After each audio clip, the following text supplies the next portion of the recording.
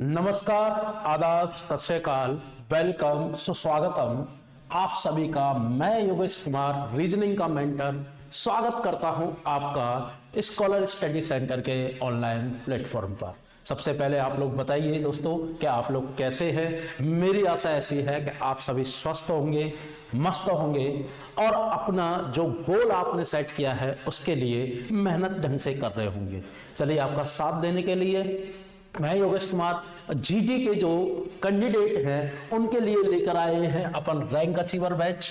और rank achiever batch में जैसा कि आपको पता है कि प्रत्येक सुबह 8 बजे आपको रीजनिंग की एक वीडियो जो होती है आपकी टॉपिक वाइज प्रैक्टिस, उसकी वीडियो आपके सामने आती है, जिसमें हम आज बात करने जा रहे हैं एनालॉगी टेस्ट, जिसको हम सिमिलरिटीज के नाम से भी जानते हैं। और ये एनालॉगी या सिमिलरिटीज की क्लास होने वाली है क्लास सेकंड। इससे पहले हमने एनालॉगी में जो पढ़ा था, हम पढ़ रहे थे यहाँ कि नंबर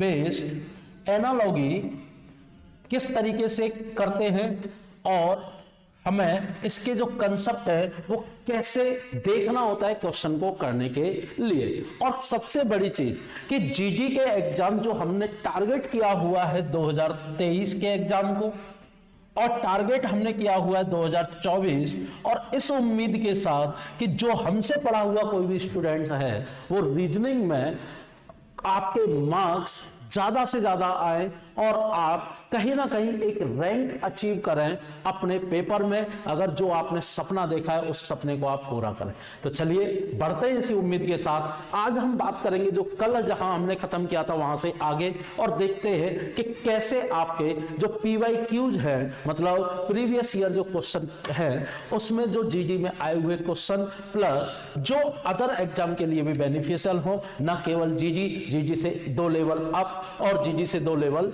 डाउन के हम यहां क्वेश्चन की बात करेंगे, जिसमें जिस भी लेवल का अगर आपका क्वेश्चन आएगा या क्वेश्चन पेपर जिस भी लेवल का दिया जाएगा वो सारे क्वेश्चन को आप जल्दी से जल्दी एग्जाम में कर सकें और अच्छे से अच्छा स्कोर गेन कर सकें। तो चलिए इसी उम्मीद के साथ बढ़ते हैं हम आगे।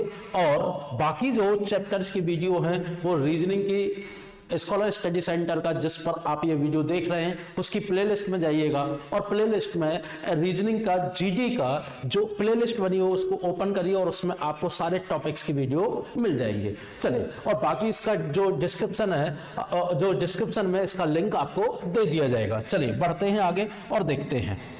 देखो दोस्तों, जैसा कि अगर हम बात करें या नंबर के बेसिस पर जो एनालॉगी होती है, सबसे पहले बात करें एनालॉगी की, कि जो एनालॉगी होती है वो आपकी कितने तरीके से चलती है। कल हमने बताया था, एक बार फिर देख लेते हैं कि एनालॉगी आपकी जो चलती है वो आपकी लगभग 4 तरीके से एग्जाम में देखने को मिलती है। जैसे एक आता है जिसमें हम बात करते हैं बेस्ड ऑन नंबर, मतलब संख्या के आधारित, और ये हमारी 2 तरीके से आती है। एक आती है जिसको बोलते हैं हम कि सीधा सीधा रेशो प्रोपोर्शन के बेसिस पर दिया जाए, और दूसरा किसकी फॉर्म में दिया जाए, सेट्स की फॉर्म में, मतलब समुच्चय के आधारित, समुच्चय। और इसमें हम पहला पार्ट हम पढ़ चुके थे क्लास 1 में, और आज हम बात करेंगे किसकी, क्लास 2 की। इसके अलावा जो हमें एनालॉगी में पढ़ना है दोस्तों वो होता है आपका कौन सा, बेस्ड ऑन अल्फाबेट। दूसरा आता है जिसको बोलते हैं बेस्ड ऑन फिगर, मतलब अक्षरों के आधारित,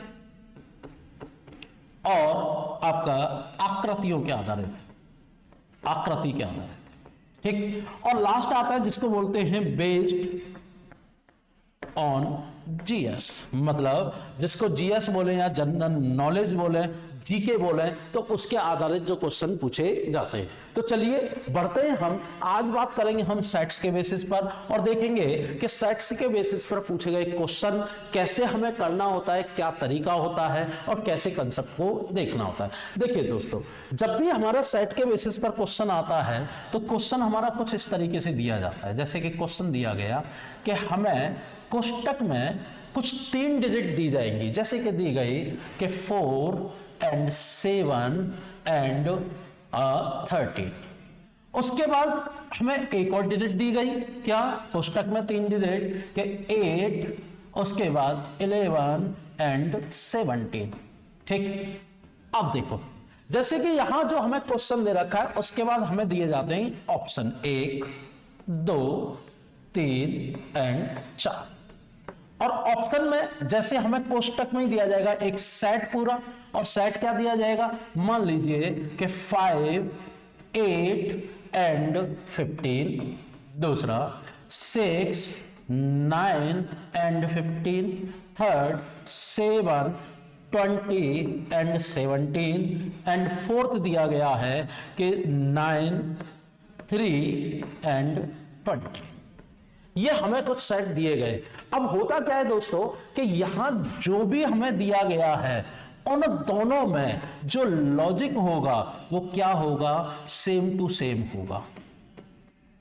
क्या होगा कि लॉजिक क्या चलेगा, सेम टू सेम, जिसको हम बोलते हैं कॉन्टिन्यू लॉजिक। क्या बोलते हैं, continue logic, sorry, same to same. और जिसको बोलते हैं हम कॉन्टिन्यू लॉजिक, मतलब जिसको हिंदी में बोला जाता है एक जैसा, मतलब एक जैसा यहां लॉजिक हमारा लगता है। अब इनके बीच में लॉजिक क्या हो सकता है, वो थोड़ा सा डिफरेंट हो सकता है, लेकिन यहां जो आपके सेट नंबर फर्स्ट में जो लॉजिक होगा वही सेम टू सेम कहां होगा, सेट नंबर सेकंड में लॉजिक।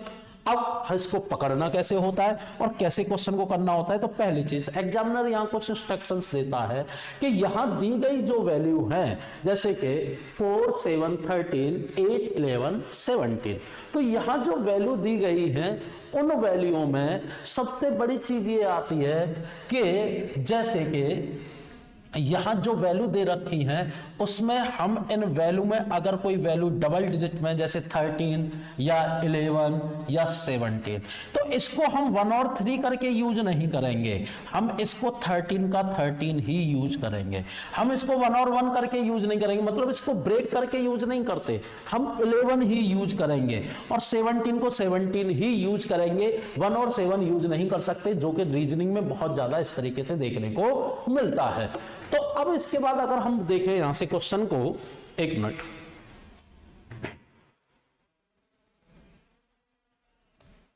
ध्यान दीजिएगा दोस्तों कि अब अगर यहां से हम क्वेश्चन को देखें तो क्वेश्चन को करने का तरीका क्या होता है। तो देखिए यहां से जरा देखिए कि हमें इसमें लॉजिक लगाना है। अब लॉजिक जब चीजें हमारे पास पास होती हैं तो हम यहां से डिफरेंस का लॉजिक लगा सकते हैं। कैसे कि 4 और 7 में कितने का डिफरेंस है, 3 का, और 7 और 13 में कितने का डिफरेंस है, 6 का।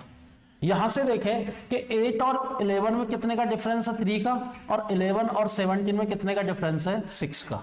तो अगर देखें कि जो सेट नंबर 1 में लॉजिक चल रहा है वही सेम टू सेम किस में चल रहा है, सेट नंबर 2 में, तो अब हमारे पास वो ऑप्शन सही होगा जिसमें डिफरेंस आपकी पहली और दूसरी डिजिट में कितने का होगा, 3 का, और दूसरी और तीसरे में कितने का होगा, 6 का। तो देखिए यहां तो डिफरेंस कितने का है, 3 का, लेकिन यहां डिफरेंस कितने का आ रहा है, 7 का, तो पहला ऑप्शन गलत। दूसरा, यहां अगर देखें डिफरेंस कितने का, 3 का, और यहां देखें कितने का, 6 का, तो ऑप्शन कौन सा होगा, बी। यहां देखें डिफरेंस कितने का है आपका, 13 का, तो ये ऑप्शन आपका गलत होगा। यहां डिफरेंस कितने का है, 6 का, ये भी ऑप्शन क्या होगा, गलत, और आंसर कौन सा हो जाएगा आपका, जो सेकंड ऑप्शन है। क्लियर है दोस्तों, समझ में आ गया होगा। और इस तरीके से हमें सेट्स को देखना होता है। अब लॉजिक की बात करें तो लॉजिक क्या होता है, तो देखो लॉजिक आपका असेंडिंग ऑर्डर हो सकता है, जिसको आरोही क्रम बोला जाता है। दूसरा हो सकता है आपका डिसेंडिंग ऑर्डर, दैट मींस घटते हुए क्रम में, मतलब अवरोही हिंदी में। तीसरा हो सकता है अल्टरनेट, दैट मींस जिसको बोला जाता है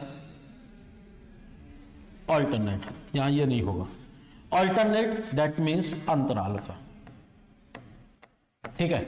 और चौथा होता है आपका लॉजिक कौन सा, जो आपके सामने लिखा गया है कौन सा, सेम टू सेम। तो ये आपके लॉजिक होते हैं, कितने लॉजिक होते हैं आपके, 4। कौन सा, के continue logic, ascending order, descending order और अल्टरनेट। क्लियर है दोस्तों, तो चलिए इसको नोट करिए। मैं बढ़ता हूं पहले प्रश्न पर और देखेंगे पहला क्वेश्चन।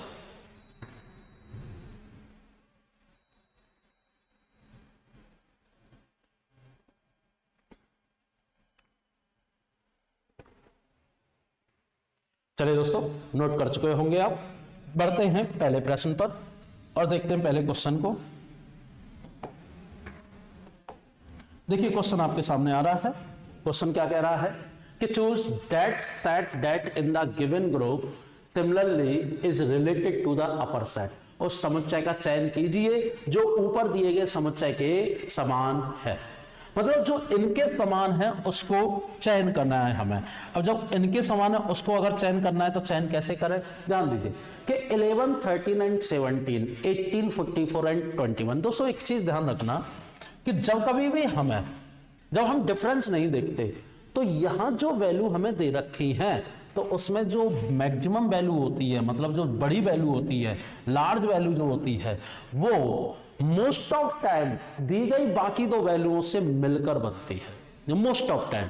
ठीक, अब देखिए यहां क्या दे रखा है कि हमें 11 और 17 का यूज करके क्या बनाना है, 33 बनाना है। ठीक है, करके देखते हैं।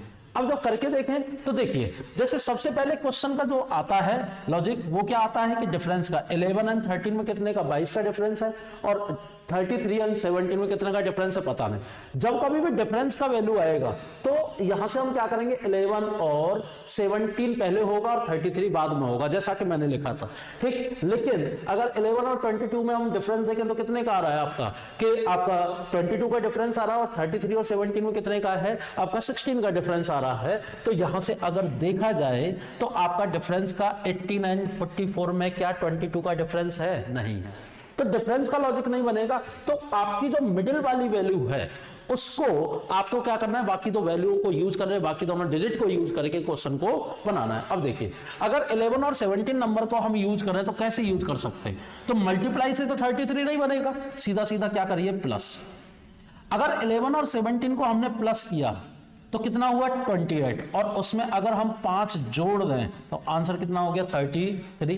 क्लियर है दोस्तों कि 11 और 17 28, मतलब 28 और 5 33। क्या ऐसे ये भी बनना है, तो चेक करते हैं। अगर हम 18 प्लस 21 को ऐड करें और उसमें 5 जोड़ें तो 18 और 21 कितना होता है आपका, 18 और 21 होता है आपका 39, मतलब 39, और 39 प्लस 5 कितना हो गया आपका 44। हाँ या ना, तो बिल्कुल लॉजिक बन रहा है। अब कौन सा ऑप्शन ऐसा आपको समझ में आ रहा है, तो देखिए अगर हम यहां से देखें 12 एंड 18 कितना हुआ 30, कितना हुआ 30 प्लस 5 होता है 35 ना के 40, समझ में आ गया। उसके बाद 7 और 9 कितना होता है 16, और 16 प्लस 5 कितना होता है 21, तो ये भी ऑप्शन क्या है, गलत है। 16 एंड 22 कितना होता है कि 16 प्लस 22 अगर करें तो होता है आपका 38, और 38 में 5 ऐड करें तो कितना होगा 43, तो ऑप्शन आपका कौन सा हो जाएगा, सी। क्लियर है दोस्तों, और आंसर आपका कौन सा हो गया, सी। बस इतना सा लॉजिक होता है आपके सेट्स वाले क्वेश्चन में, जो किसके बेसिस पर चलते हैं, आपके नंबर के बेसिस पर। क्लियर दोस्तों, जरा नोट करिए इसको और मैं बढ़ता हूं आगे।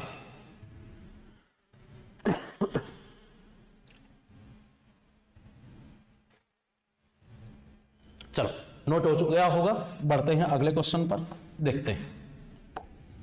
देखिए दोस्तों, एक क्वेश्चन है आपके सामने, आपके पास 5 सेकंड का समय, क्वेश्चन को निकालिए। कह रहा है 7 3 43 एंड 5 2 21 को अगर हम देखें तो उसका क्या लॉजिक है जो इस ऑप्शन में भी सेम होगा। 5 सेकंड का समय, कोशिश करिए।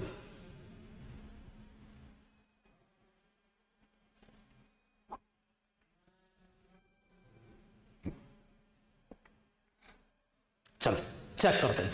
देखिए यहां मैक्सिमम संख्या क्या दे रखी है 43, और मैक्सिमम संख्या यहां क्या दे रखी है 21। इनका यूज करके हमें क्वेश्चन को करना है, और बनाना किससे है, 7 और 3 को। तो 7 और 3 का यूज करके 43 बनाना है, 5 और 2 का यूज करके 21 बनाना है। तो कैसे बनाते हैं, तो देखिए 7 और 43 बनाना है, तो सीधा सीधा वैल्यू ज्यादा हो रही है, तो जब भी वैल्यू ज्यादा होगी तो क्या होता है, मल्टीप्लिकेशन होता है। तो 7 मल्टीप्लाई 3, ठीक, उसके बाद मल्टीप्लाई 2 प्लस 1। ध्यान दीजिए 7 मल्टीप्लाई 3 कितना हो गया 21 मल्टीप्लाई 2 प्लस 1, तो ये क्या हो गया 42 प्लस 1 कितना हो गया 43, कितना हो गया 43। क्या दूसरा लॉजिक भी इसी के साथ चल रहा है, ध्यान दीजिए 5 मल्टीप्लाई 2 प्लस 1, ठीक, अब देखो ये कितना हो गया, ये हो गया आपका 10, ठीक, और 10 गुणा 2 कितना हो गया आपका 20, और 20 में अगर 1 जोड़ा तो कितना हो गया 21। बिल्कुल लॉजिक फॉलो कर रहा है। ठीक, तो क्या लॉजिक है कि दोनों संख्याओं को गुणा करके दोगुना करके 1 कर देना है प्लस। अब देखिए ऐसी कौन सी है, तो 13 मल्टीप्लाई 23, तो देखिए सीधा सीधा डिजिट वाली यूनिट डिजिट है उसको चेक करो। 3 मल्टीप्लाई 3 कितना हो गया 9, ठीक, 9 मल्टीप्लाई 2 18, मतलब 8 आएगा, और 8 और 1 9 आना चाहिए, तो पहला वाला ऑप्शन क्या हो जाएगा गलत, 1 नहीं आएगा। दूसरे में देखते हैं 11 मल्टीप्लाई 5, ठीक, 5 मल्टीप्लाई 1 5, 5 मल्टीप्लाई 2 कितना हो गया 10, एंड 10 एंड 1 11, में भी पॉसिबल हो सकता है। अब जब हो सकता है तो चेक कर लीजिए, 11 मल्टीप्लाई 2 सॉरी 5 मल्टीप्लाई 2 प्लस 1, देखिए कितना हुआ यहां से, अगर इसको हम ओपन करें तो कितना हो गया, होने के बाद हो गया 55 मल्टीप्लाई 2 कितना हुआ 110 प्लस 1, आंसर हो गया 111, और ऑप्शन कौन सा हो जाएगा बी, और यही क्या होगा हमारा आंसर। क्लियर है दोस्तों, समझ में आ रहा होगा कैसे क्वेश्चन को करना है, कैसे क्वेश्चन को पकड़ना है, कैसे क्वेश्चन को जल्दी करना है। क्लियर है दोस्तों, चले बढ़ते हैं आगे और देखते हैं अगले क्वेश्चन को।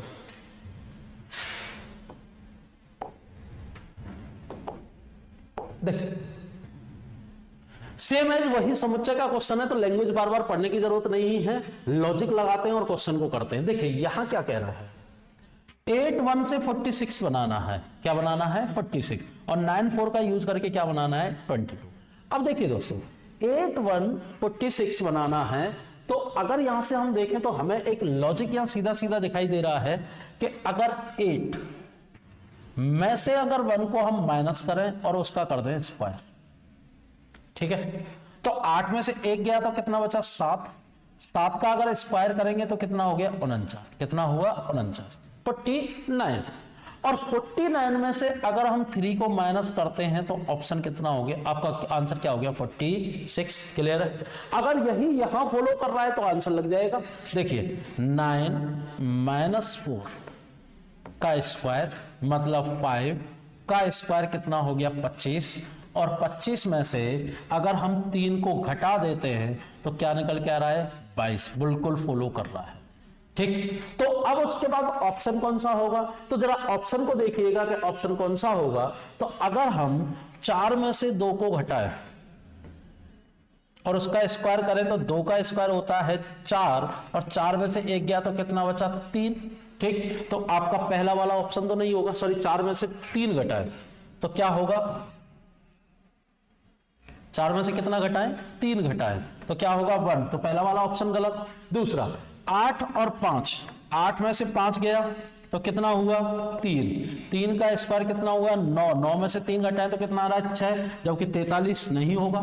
7 में से अगर 3 घटाएं तो कितना होगा 4, और 4 का स्क्वायर कितना हो गया 16, और 16 में से 3 गए तो आंसर कितना हो गया 13। बिल्कुल ऑप्शन मैच कर रहा है, ऑप्शन कौन सा हो गया आपका सी ऑप्शन। क्लियर है दोस्तों, समझ में आ गया होगा। चलिए बढ़ते हैं नेक्स्ट क्वेश्चन पर, जरा नोट करिए इस चीज को, ना तो ये सही है और ना ही ये सही है, कौन सा सही होगा ये बात।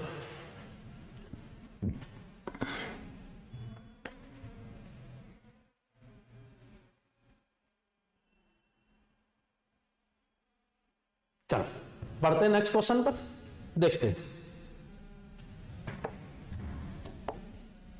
क्वेश्चन नंबर 14 क्या कहता है कि 9 15 21 एंड 31 37 एंड 43। क्वेश्चन को चेक करना है, और चेक करना है तो देखो सीधा सीधा एक क्वेश्चन का ऑप्शन हमें दिखाई दे रहा है कि 9 15 21 वैल्यू बराबर है, तो सीधा सीधा क्या करें इसको कि हम गैप देखें कि 9 प्लस 6 कितना हो गया 15, और 15 प्लस 6 कितना हो गया आपका 21। यस और नो, तो क्या हो रहा है प्लस 6 का, उसके बाद 31 प्लस 6 कितना हुआ 37, और 37 प्लस 6 कितना हुआ 43।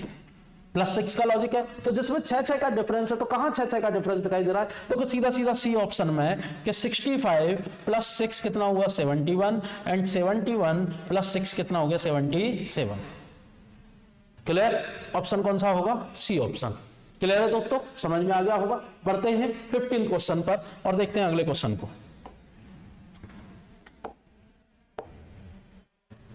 क्या कह रहा है? 25 13 130, ठीक, और 49 32 448। क्वेश्चन को निकालना है, चेक करो कैसे निकालना है, जरा देखिए 5 सेकंड के लिए।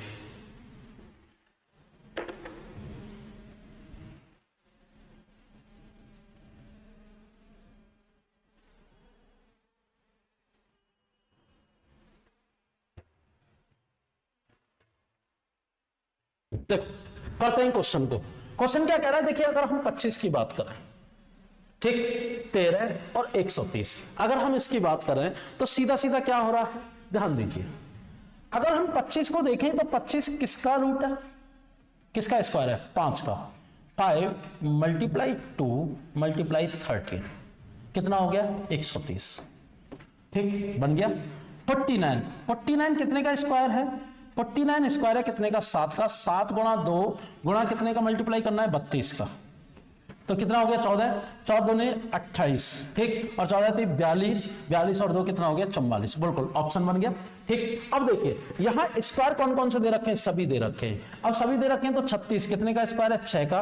मल्टीप्लाई करें कितने का? 2 का, कितना हो गया? 12, और 12 का मल्टीप्लाई कर दें तो कितना हो गया? सीधा सीधा 144। कौन सा ऑप्शन ही बन गया? पहला ही ऑप्शन बन गया, और हमारा टाइम इसमें पूरी तरीके से सेव हो गया। और ये भी टाइम सेव करने का एक तरीका होता है दोस्तों, कि सीधा सीधा अगर पहला ऑप्शन आपका बन जाता है तो सीधा क्या होता है, आपका टाइम सेव हो गया और आगे आप लोग बढ़ सकते हैं। क्लियर है दोस्तों? चलिए बढ़ते हैं आगे, नेक्स्ट क्वेश्चन को देखते हैं। देखिए, choose that set that in the given group similarly related to the upper set। Language एक ही है, आगे बढ़ते हैं। कह रहा है 83 119 एंड 168, ये क्वेश्चन कह रहा है। अब जब हम इस क्वेश्चन की बात करें तो क्वेश्चन को कैसे करेंगे? देखिए जरा लगाइए जरा लॉजिक और फिर देखते हैं।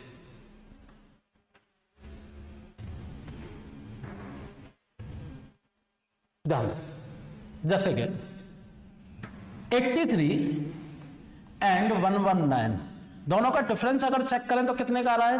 6 एंड 36। उसके बाद 168 कितना हुआ? 9 एंड 15 में से 11 गया तो 4। ये कितने का स्क्वायर है? 6 का स्क्वायर। ये कितने का है? 7 का स्क्वायर। लॉजिक बनना है 6 का स्क्वायर और 7 का स्क्वायर। इसमें देखें 76 एंड 101, यहां से अगर डिफरेंस देखें तो 76 में हम कितना जोड़ें जो आपका 101 हो जाए? तो सीधा सीधा दिखाई दे रहा है 25। किसका स्क्वायर है? 5 का स्क्वायर। उसके बाद यहां से देखें हम 137, अगर देखें तो कितने का गैप बनना है आपका? 36, और 36 कितने का स्क्वायर है? 6 का स्क्वायर। तो सीधा सीधा देखिए 5 का स्क्वायर 6 का स्क्वायर, 6 का स्क्वायर 7 का स्क्वायर, तो नीचे क्या हो जाएगा कि 3 का स्क्वायर एंड 4 का स्क्वायर। समझ में आएगा नहीं? किसका? 3 और 4, या 4 या 5। चेक करते हैं क्या है, मतलब एक के डिफरेंस पर। अब देखिए 84 और 100 में कितने का डिफरेंस है? 16 का। और 16 किसका स्क्वायर होता है? 4 का स्क्वायर। 100 एंड 149 कितने का स्क्वायर है? 49, और ये क्या है? 7 का स्क्वायर। लॉजिक नहीं बनेगा। आगे देखें 78 एंड 87 कितने का गैप है? गैप है आपका 11 का, और 11 किसी का स्क्वायर होता ही नहीं है। यहां देखें यहां कितने का गैप है? 14 का। नहीं, यहां कितने का गैप है? यहां है 16 का गैप, बिल्कुल। और यहां कितने का गैप है? यहां से देखें तो यहां कितने का गैप है आपका? 16, और 8 में से 6, और 8 में से 5 गए तो 3, 36। तो यहां से अगर देखा जाए तो लॉजिक ये भी नहीं बनना है। लेकिन अगर हम यहां अगर देखें तो यहां गैप कितने का है? 9 का। और यहां गैप कितने का है? तो यहां से अगर गैप देखा जाए तो कितने का गैप है? 13, 6। तो देखिए बिल्कुल 78 एंड 103, और बीच में क्या है? 87। दोनों में गैप कितने का है? 9 का। यहां दोनों में गैप कितने का है? ये है आपका 16 का गैप। ये 3 का स्क्वायर, ये 4 का स्क्वायर। लॉजिक हमारा बन गया, ऑप्शन कौन सा होगा सही? बी। क्लियर है दोस्तों? समझ में आ गया होगा कि क्वेश्चन कैसे चल रहा है, कि जो आपकी पहली डिजिट और दूसरी डिजिट है उसमें एक संख्या का स्क्वायर है, और उससे जस्ट अगली संख्या का उसके नेक्स्ट दोनों में स्क्वायर है जो गैप है। क्लियर है दोस्तों? चलिए बढ़ते हैं अगले प्रश्न पर। नोट करिए, बहुत इंपॉर्टेंट क्वेश्चन है।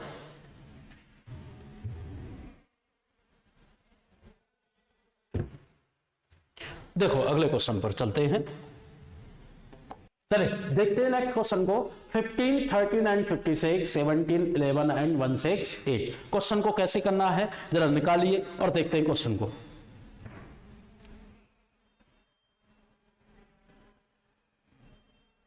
ध्यान दो, देखो जैसे कि अगर हम बात करें 15, तो 15 का जो स्क्वायर होता है वो दोस्तों कैसे होता है, देखो 15 का स्क्वायर होता है आपका 225 माइनस 13 का स्क्वायर 169, अगर देखा जाए तो कितना निकल के आएगा 56। और उसके बाद 17 का स्क्वायर 289 माइनस 11 का स्क्वायर 121, कितना आएगा 168।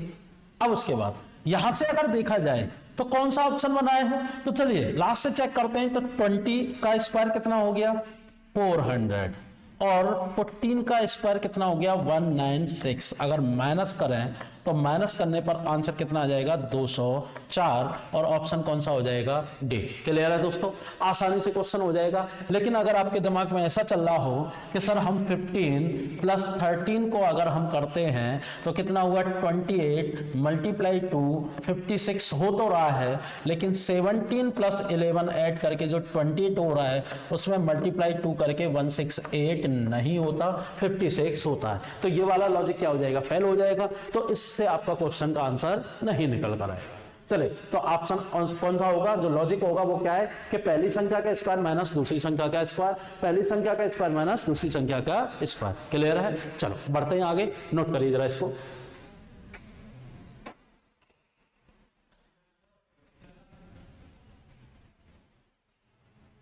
चलो देखते हैं क्वेश्चन नंबर 18 कह रहा है 636,108 एंड 749,147। सीधा सीधा क्वेश्चन है और क्वेश्चन को कैसे करना है ध्यान दीजिए। देखिए यहां है 6, यहां क्या दे रखा है 36, यहां क्या है 7 और क्या दे रखा है 49। अगर 636 को अगर हम देखें लॉजिक को तो क्या लॉजिक यहां फॉलो हो रहा है, तो ध्यान दीजिए लॉजिक क्या चल रहा है देखो जरा और उसके बाद चेक करते हैं।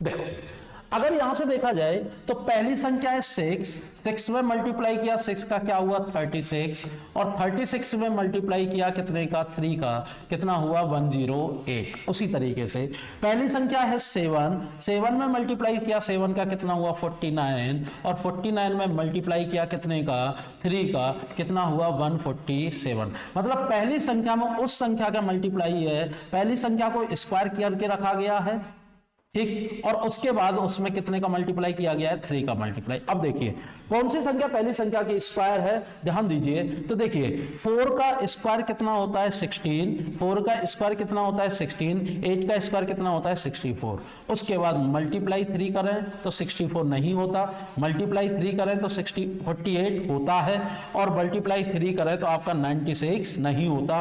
तो आपका जो आंसर होगा वो ऑप्शन कौन सा होगा सी। क्लियर है, समझ में आ गया होगा दोस्तों। चलिए बढ़ते हैं नेक्स्ट प्रश्न पर।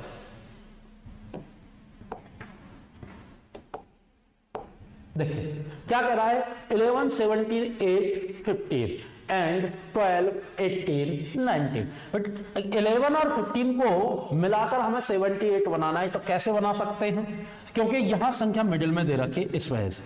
देखिए 11 प्लस 15 कितना हुआ आपका, ये हुआ 26। कितना हुआ 26 और 26 में मल्टीप्लाई करें हम 3 का तो कितना हुआ 78। यस और नो, यही देखें कि 12 प्लस 18 मर्ज कर दें तो कितना हुआ 30 मल्टीप्लाई 3 कितना हुआ 19। पहली और लास्ट की संख्या को आपस में जोड़कर और उसको क्या करना है 3 से गुणा करना है और मिडिल वाली संख्या निकल कर आ जाएगी। अब देखिए कौन सा लॉजिक यहाँ फॉलो कर रहा है, तो लॉजिक आपका फॉलो कर रहा है कौन सा कि अगर हम सी ऑप्शन को देखें, चलिए शुरू से देखते हैं। 7 और 2 9 और 9 3 27 नहीं होगा, 9 और 1 10 10 3 30 नहीं होगा, 9 और 3 12 12 3 36 हो सकता है, 0 और 7 और 7 3 21 नहीं होगा। तो ऑप्शन आपका कौन सा होगा सी। सीधा सीधा यहीं से पकड़ में आ गया। अब देखिए 13 प्लस 19, 13 और 19 मिलकर कितना होता है, वो होता है 32 और 32 गुणा 3 करें तो कितना होता है 96, मतलब 96। क्लियर है दोस्तों, ऑप्शन कौन सा हो जाएगा सी। समझ में आ गया? चीजें समझ में आ रही हो तो प्लीज लाइक शेयर सब्सक्राइब जरूर करिएगा, जिससे ज्यादा से ज्यादा अच्छे से अच्छे क्वेश्चन और हम आपके सामने लेके आए, जिससे मोटिवेशन मिले और आपके लिए कहीं ना कहीं यूजफुल चीजें हो। चलो देखते हैं नेक्स्ट क्वेश्चन को। कह रहा है 14, 99, 231, 7, 59, 154। देखिए क्वेश्चन को सिंपल देखो, और सिंपल से अगर देखा जाए तो क्या दिखाई दे रहा है, 231 बनाना है। पहले जरा ऐड करके देखो इनको। 14 सॉरी प्लस 19 कितना हुआ, तो ये हुआ आपका 33। अगर मल्टीप्लाई 7 करते हैं तो क्या हुआ, 7 21, 7 दूनी 14 और 2, 7 21 और 7 21 और 2 23, बिल्कुल। देखिए 231 बन गया। अब उसके बाद यहां से देखिए 7 प्लस 15 कितना हुआ, 22, और 22 गुणा 7, 7 दूनी 14, 7 दूनी 14 और 1 15, 154, 154 लॉजिक बन रहा है। तो देखिए पहले अगर ऐड करें तो 13 प्लस 17 कितना हुआ, 30 मल्टीप्लाई 7, बिल्कुल पहला ही ऑप्शन क्या हो गया, सही। और ऑप्शन होगा आपका 13 प्लस 17, 30 मल्टीप्लाई 7, 210। क्लियर है दोस्तों, समझ में आ गया होगा। चले, और ये सारे के सारे क्वेश्चन आपके पूछे गए हैं रिसेंटली एग्जामों में। ठीक, चलो बढ़ते हैं आगे और देखते हैं नेक्स्ट क्वेश्चन को। तो दोस्तों ये था हमारा आज का सेशन, और हम यहाँ एनालॉजी का एक पार्ट कंप्लीट कर चुके हैं, जिसमें 2 तरीके होते हैं, एक रेशो प्रोपोर्शन पर होता है, एक होता है सेट के माध्यम से। तो ये थी हमारी क्लास 2 एनालॉजी की। एनालॉजी में बाकी क्लासेस भी अभी आनी है, क्योंकि हमें अभी अल्फाबेट को पढ़ना है, हमें अभी फिगर को पढ़ना है, और हमें पढ़ना है किसको, जीएस के बेसिस पर जो क्वेश्चन हमारे दिए जाते हैं। तो चलिए हम मुलाकात करेंगे अब आपसे नेक्स्ट टर्न पर, और देखेंगे कि एनालॉजी में बाकी और क्वेश्चन कैसे, जो कि बेहतरीन क्वेश्चन है जो रिसेंटली एग्जामों में पूछे गए हैं, और उन क्वेश्चनों को हम आपके सामने लेकर आएंगे, जिससे कि आपको एक तो ट्रेंड मालूम चल सके कि आजकल के एग्जाम में किस तरीके का ट्रेंड पूछा जा रहा है, और दूसरा आप उन क्वेश्चनों को करने का तरीका भी पता लगा सके। तो आप जुड़े रहिए स्कॉलर स्टडी सेंटर पर। मैं मुलाकात करूंगा एनालॉजी की 3rd वीडियो में। तब तक के लिए मैं योगेश कुमार, मुझे इजाजत दीजिए, और मुलाकात करते हैं नेक्स्ट टर्न पर। तब तक के लिए जय हिंद और थैंक यू।